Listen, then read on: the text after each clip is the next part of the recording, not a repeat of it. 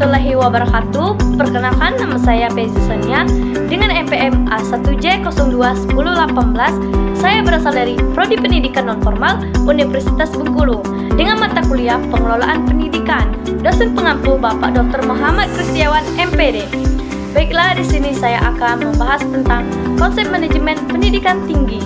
Materi-materi yang akan kita bahas ada 5. Yang pertama itu konsep dasar pendidikan tinggi dan perguruan tinggi. Yang kedua ada penyelenggaraan pendidikan tinggi. Yang ketiga ada manajemen perguruan tinggi. Yang keempat ada dimensi makna perguruan tinggi. Yang kelima ada perguruan tinggi dan tantangan globalisasi.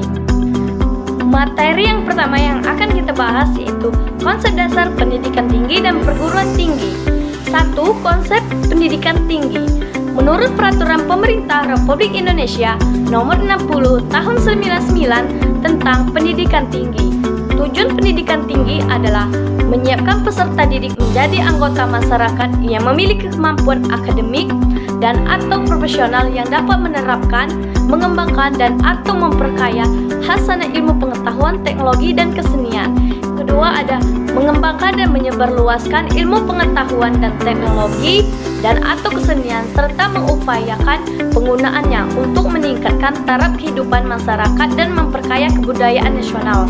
Materi yang kedua yang akan kita bahas yaitu penyelenggaraan pendidikan tinggi. Pedoman pengelolaan perguruan tinggi terdiri atas 2, yaitu yang pertama yuridis atau hukum dan perundang-undangan yang terdiri atas Undang-Undang Nomor 20 Tahun 2003 tentang Sisdiknas, Undang-Undang Nomor 12 Tahun 2012 tentang Dikti, Nomor 4 Tahun 2014 serta Permendikti. Kemudian yang kedua ada teori-teori dan ilmu pengetahuan berupa buku dan karya ilmiah atau jurnal penelitian. Peraturan Pemerintah Nomor 60 Tahun 1999 tentang Pendidikan Tinggi mengatur bahwa penyelenggaraan perguruan tinggi yang dilakukan oleh masyarakat haruslah berbentuk yayasan atau badan yang bersifat sosial. Kemudian yang kedua ada konsep perguruan tinggi. Perguruan tinggi menyelenggarakan pendidikan tinggi atau pembelajaran, penelitian, serta pengabdian kepada masyarakat. Perguruan tinggi dapat berbentuk akademik, politeknik, sekolah tinggi, institut, dan universitas. A. Akademi menyelenggarakan program pendidikan profesional pada satu cabang tertentu. Yang ke B yaitu politeknik menyelenggarakan program pendidikan profesional pada beberapa bidang pengetahuan khusus. Yang C. Sekolah tinggi menyelenggarakan program pendidikan akademik dan atau profesional dalam lingkungan satu disiplin ilmu tertentu. Yang ke D, institut menyelenggarakan program pendidikan akademik dan atau profesional dalam sekelompok disiplin ilmu pengetahuan, teknologi dan atau kesenian. Yang ke E, universitas menyelenggarakan program pendidikan akademik profesional dalam beberapa disiplin ilmu pengetahuan, teknologi, dana atau kesenian tertentu. Seri yang ketiga yaitu manajemen perguruan tinggi. Menurut Indrajit dan Dejoko Pranoto tahun 2006 halaman 42 ada beberapa aplikasi fungsi manajemen umum dalam manajemen perguruan tinggi, yaitu yang pertama perencanaan program kerja termasuk perencanaan anggaran bukan merupakan hal baru bagi perguruan tinggi, baik perencanaan 5 tahunan maupun perencanaan tahunan. Yang kedua ada pengorganisasian.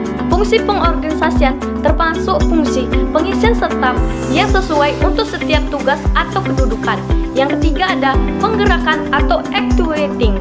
Tugas penggerakan atau actuating adalah tugas menggerakkan seluruh suatu perguruan tinggi agar masing-masing bekerja sesuai yang telah ditugaskan dengan semangat dan kemampuan semaksimal.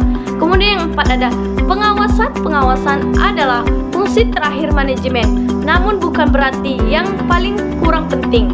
Kemudian materi yang keempat ada dimensi makna perguruan tinggi. Ada 5. Yang pertama yaitu dimensi etis universitas, dikenal sebagai pusat kreativitas dan pusat penyebaran ilmu pengetahuan bukan demi kreativitas sendiri, tetapi demi kesejahteraan umat manusia. Yang kedua ada dimensi keilmuan dunia.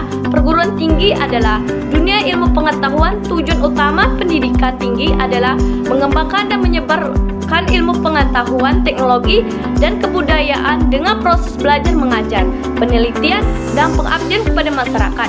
Yang ketiga ada dimensi pendudukan. Di dalam proses pembelajaran, mahasiswa diusahakan menjadi orang yang mau belajar terus-menerus. Proses pembelajaran umumnya bersifat formal. Kemudian ada yang keempat, dimensi sosial. Penemuan ilmiah dan penemuan teknologi telah menciptakan pertumbuhan ekonomi dan industri yang sangat besar.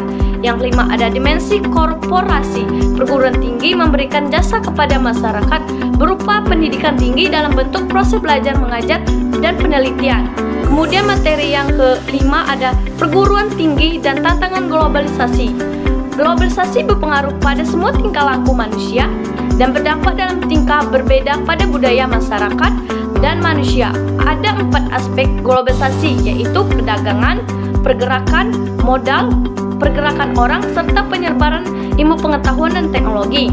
Menurut Atkinson 2011, globalisasi bagi perguruan tinggi merupakan kekuatan yang mengubah perguruan tinggi dari suatu institut yang memonopoli ilmu pengetahuan menjadi suatu lembaga dari antara sekian jenis organisasi yang menyediakan informasi, dan dari suatu institut yang selalu dibatasi oleh waktu dan geografi menjadi suatu lembaga tanpa batasan. Kemudian ada bagi perguruan tinggi, globalisasi berarti sebagai berikut. Yang pertama, yang satu teknologi informasi dan komunikasi seperti internet dan www. Yang kedua dalam lingkungan baru, suatu organisasi baik universitas maupun pemberi jasa informasi lainnya dapat memenuhi kebutuhan. Yang ketiga ada universitas sudah tidak memenuhi produksi ilmu pengetahuan. Kemudian di perguruan tinggi ada dampak yang perlu diantisipasi dan tantangan yang perlu dihadapi, yaitu sebagai berikut. Yang pertama yaitu tantangan pada pengelolaan. Yang kedua tantangan pada proses belajar mengajar. Yang ketiga tantangan pada pendidikan nilai. Itulah materi yang dapat saya jelaskan. Lebih dan kurang saya mohon maaf. Saya akhiri dengan wassalamualaikum warahmatullahi wabarakatuh.